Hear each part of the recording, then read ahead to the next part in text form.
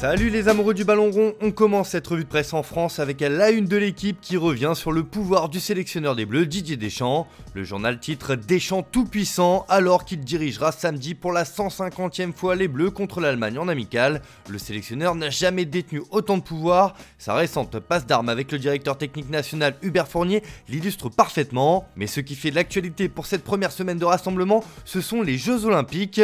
Le journal Le Parisien revient sur les envies de Warren Zaïre-Emery qui lui n'a pas froid aux yeux. Le jeune milieu de terrain parisien se dit prêt à enchaîner l'Euro et les JO, mais des interrogations existent notamment sur sa capacité physique à enchaîner deux compétitions de haut niveau et la volonté du PSG de le libérer. Ce n'est pas le seul concerné car Antoine Griezmann est dans la même situation. Ces derniers jours la tendance était à une volonté de l'Atlético de Madrid de retenir son joueur. Le Figaro Sport annonce que Grisou y croit et reste confiant quant à sa participation. Le vice-capitaine de l'équipe de France reste confiant quant à la possibilité d'enchaîner Euro et JO l'été prochain. Réponse dans les prochains mois. D'ailleurs Thierry Henry voit une nouvelle candidature lui être soumise car comme l'indique l'équipe dans ses pages intérieures, Karim Benzema est candidat. Interrogé par la chaîne L'équipe sur l'opportunité de disputer les Jeux Olympiques avec l'équipe de France, Karim Benzema s'est montré enthousiaste. Les JO, pourquoi pas, bien sûr, ça peut être top, a ainsi lancé le joueur mardi soir. Un sacré casse-tête se profile pour Thierry Henry. On file en Angleterre avec une bombe qui fait la une de tous les journaux du pays ce matin, c'est le choix de Sir Jim Ratcliffe pour le futur coach de Manchester United.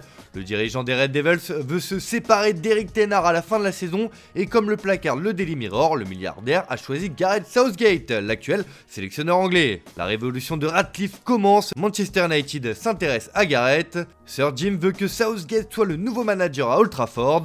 Le Daily Star s'amuse et titre Southgate tuer le bon, Gareth un choix qui intéresse United. Ratcliffe veut que le boss de l'Angleterre soit à Old Trafford. Même son de cloche sur la couverture du Daily Express qui reprend cette information. Sir Jim Ratcliffe fait du sélectionneur anglais le candidat numéro 1 pour mener sa révolution à Manchester United.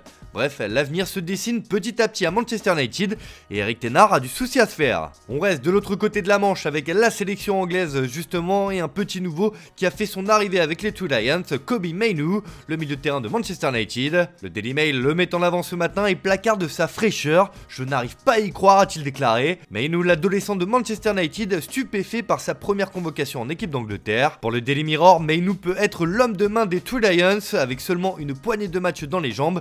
Le joueur de 18 ans est en passe de disputer l'Euro l'été prochain. Direction l'Espagne les amis, où c'est une très mauvaise nouvelle qui touche Thibaut Courtois.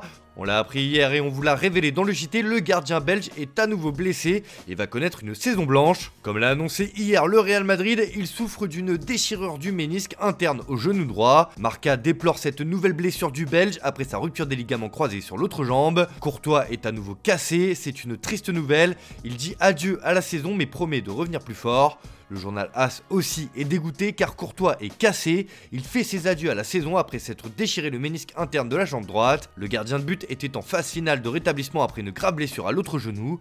Un rendez-vous est prévu aujourd'hui pour connaître son évolution. Ce nouveau contretemps l'éloignera des terrains pendant 6 à 8 semaines, ajoute le quotidien. Forcément, en Belgique aussi, cette annonce fait les gros titres de la dernière heure. Bref, on espère vite revoir Courtois sur les terrains à son meilleur niveau. On reste de l'autre côté des Pyrénées avec la jeunesse du FC Barcelone qui prend le pouvoir au sein du club catalan, mais aussi avec la sélection espagnole. Mundo Deportivo estime que les Lamine Yamal ou encore Pau Cubarsí sont en pleine montée en puissance.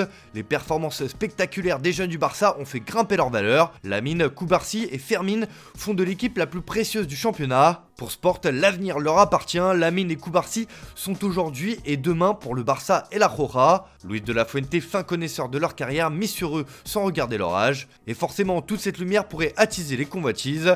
Dans ses pages intérieures, le journal AS rapporte que le club Blaugrana va avancer sur une grande vague de prolongation pour ses pépites. Opération blindage pour les Baby Barça. Le club étudie les revalorisations de Pau Cubarsí, Lamine Yamal, Victor Forte et Marc Guiou. Le but est de protéger les révélations du centre de formation du Barça. L'avenir s'annonce peut-être radieux pour le club catalan. On termine ce tour de la presse en Italie sur la une de la Gazzetta dello Sport qui annonce que les dirigeants de la Juventus ont posé un ultimatum à Massimiliano Allegri.